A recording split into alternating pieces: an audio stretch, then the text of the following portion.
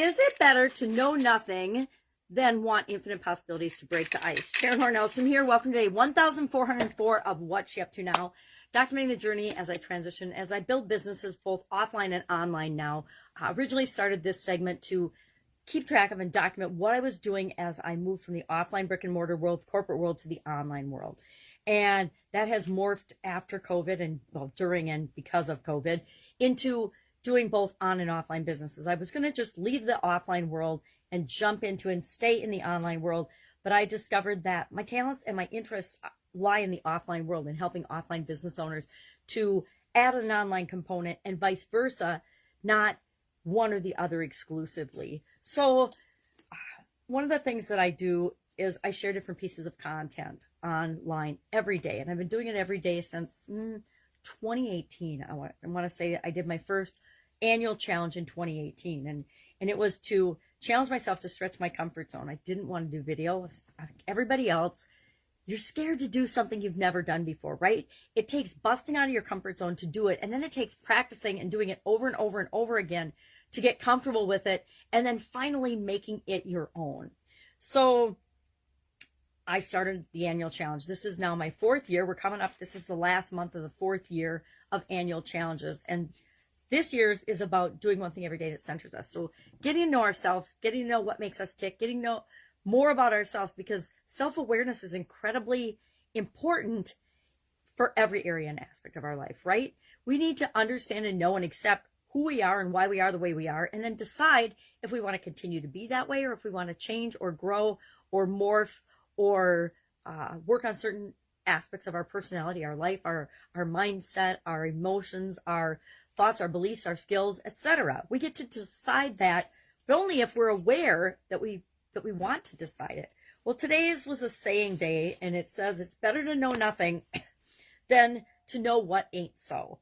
And of course, my brain went right to beliefs and false beliefs, and opinions and information that isn't necessarily based on fact or anything but other people's beliefs. And if we're piling beliefs on beliefs, chances are one of the beliefs, if not all of them in the chain, are a lie, and they will lead us down a road that we probably don't want to go down.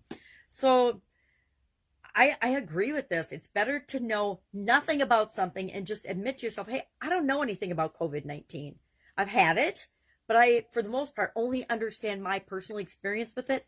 I don't know your experience with it. I don't know any of the science behind it. And I don't think any of us can believe any of the science or any of the information that we're getting from the media or Dr. Fauci or anyone or the CDC or the WHO, because it's been so manipulated and convoluted or misrepresented that it's mind-boggling. So I decided that it's better to not know what I don't know, but to do the things that protect and take care of myself, and then those I love and care about as an extension of that. But my primary responsibility is to know that I don't know. I'm never going to know. I'm never going to have access to all the real information, the real facts. So I have to make my decisions for myself and my health based on knowing that I don't know, and then do what's best for me, given that I don't know what the information is true or not. I don't know what is factual or not, because there's so much misinformation and so much skewed information out there, and it's been filtered and manipulated through media and social media so much that I know I can't trust the information that's out there, so I have to do what's right for me. So that's a tangent of our annual challenge today. Next year's annual challenge, I am working on and thinking about when I get, it's in my schedule when I get little blocks of time to work on it. I've got a couple different ideas of how I want to do it. It might involve people actually having to buy a book. My book, of course, a book that I wrote 10 years ago called Flip Book. I haven't decided if I'm going to do that or not. It's like under $20, but I might do the challenge I want to do next year, but randomly pick things out of that book to share and do. And then I like it because people can use it as a journal. You can write in it. You can do whatever you want. Now, I haven't edited it for 10 years. It definitely needed to be edited and improved, but I haven't done that. It's just a tool, just like all the other tools I share in the Get Up and Go Challenge, that served me extremely well following my sudden cardiac arrest. I think it might be a fun, good tool to teach other people. as well as use as a foundation for the challenge next year. So I will decide quickly, because if people need to buy it, it probably takes a couple of days to get it. Even with Amazon being fast with print on demand, it might take a few days. So I guess I'd love any input that you might have on that. Are you willing to spend, under $20, probably over $20 with shipping and handling nowadays, the way they do Amazon and online orders.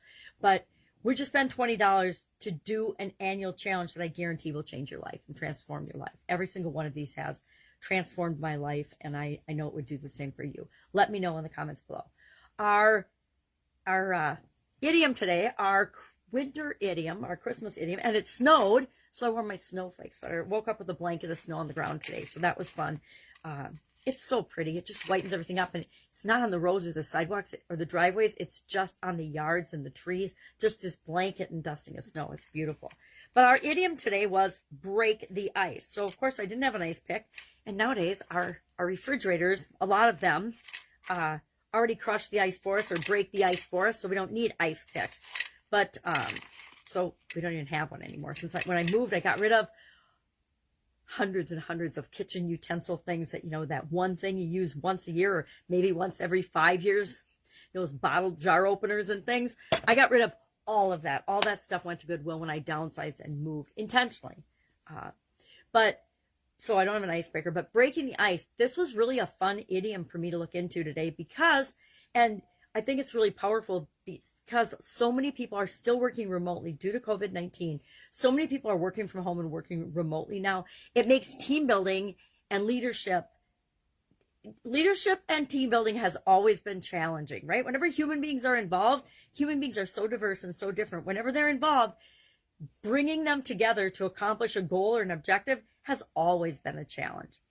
And your ability to do that decides and determines how good a leader you are and how fast you grow in your corporate career or how fast you grow your business. So it was fun to look up the history of that. It was actually much older than I thought. It was fun to Google different ice-breaking activities. And ice-breaking, to break the ice, is to forge a path for others to follow. It's to get rid of the social stiffness and the uncomfortable feeling when you're meeting new people. Now, on social media, I don't even want to mention this, but on social media, the vast majority of people do breaking the ice absolutely pathetically and wrong. They send you a friend request. You look at their profile. If you're smart, you look at their profile and decide if you're going to accept them or not. And then they immediately follow up with a direct message trying to sell you their product or service. Or, God forbid, let's do a coffee chat. Let's do a Zoom call. Do you have 15 free minutes that you can let me pitch you on my product? The answer is always no. If you're doing that, if you're sending messages like that to people that you've just met, I beg you to stop. It makes you look desperate, like a newbie, unprofessional, and ridiculous. Did I probably do that early on? I know back when I was network marketing, and that was one of the things they taught us to do, was message everybody that comments on your posts and basically hit them up about your product or service. And so I think maybe that's why that irritates me so much, because it's such an ineffective, bad marketing, bad sales position, terrible way to approach people, because it treats everybody like a number. Now, how many network marketing companies or businesses have you been involved in where sales and marketing has been, or sales particularly, it's just a numbers game? Getting customers for your business is just a numbers game. No, not if you're doing marketing and sales and offering your business to the right people properly. It's not a numbers game at all. Again, pet peeve. I guess that's a subject that irritates me. So breaking the ice was the topic today. And I found a really fun article about 44 different ice breaking remote virtual activities and things you can do when you work virtually. Now, the majority of us are working virtually these days. A lot more people, I don't know if it's the majority. There's a lot of people working virtually that never worked virtually before. So there's totally different, and it's just a one change and difference in how we build relationships, how we get to know one another. And I think it's really fun. I'm going to start doing it with my team, some of the different activities. Some of them we've done just because that's the way I am and I want people to know one another. But there are so many fun, cool ideas on there. I'm going to get a group of us together and say, hey, you guys want to do some of these? Should we do some of these fun things? Especially since we've all been through COVID together, right? We are cool with doing some of them. Our Get Up and Go challenge today was about wants, the things that we really, really want. And the fact that there's infinite possibilities, and anything we want, if we have the idea or the desire, that means we have the ability and the capability of creating that in our life. So whatever we want, we just talked about wants versus needs, how you turn don't wants into wants, things like that. Again, the first, and it seems like a lot to people looking in, but the first 10 days of the 30 plus day Get Up and Go challenge are actually, it isn't until day 10 that I actually introduce the SOAP framework to people. Day 10. So the first 10 days of the challenge are foundational things. We talk about things that build a solid foundation so that we're putting the SOAP framework on top of that foundation. And surprisingly, the vast majority of people on this planet have never done these 9 foundational things or these 10 things, or they've done them, but they've never done them for themselves in a serious way. They've had an exercise here, an exercise there, an icebreaker here, an icebreaker there, that, you know, got the tip of the iceberg for one of these things, but they've never really sat down and said, okay, these are the 9 things I'm going to consider and look at before I even think about incorporating a new process, a new habit into my life going forward. And if we know these things about ourselves, if we actually do them, we don't have to do them over and over and over again. We do them and we understand ourselves better. And the more self-aware we are, the better we understand ourselves, the better we know what it is that makes us tick, who we are, the better equipped we are to interact with the rest of the world. So today, what do you want? Share 3 things that you want. And it can be anything. It can be big things, small things. You know, I want my granddaughters to have an awesome Christmas. I want to be happy and healthy and have tons of energy. There's all kinds of things. It can be anything. But anything I think of or want, I know, and if it makes me feel good, I know that I want to make that a part of my life. And that's what I'm encouraging people to do in the Get Up and Go Challenge today. Again, the Get Up and Go Challenge, free 30-day challenge on Get Up and Go Challenge Facebook page. There's also a Get Up and Go Challenge group where the previous 9 challenges, as well as 2 No Nonsense Novembers and a couple of other units are in there. I can't remember what they are. It's been, you know, a year to almost 2 years now that we've been doing this on the Get Up and Go group, but they're in guides. They used to be called units, but now they're guides. So we are on guide 14 for the 10th challenge. So again, I can't remember what those were, but I could go look. But is it really that important? No, you can go look if you're curious. I already know that I've done what's in there. You may be able to gain and garner something out of there that helps you in some area or aspect of your life.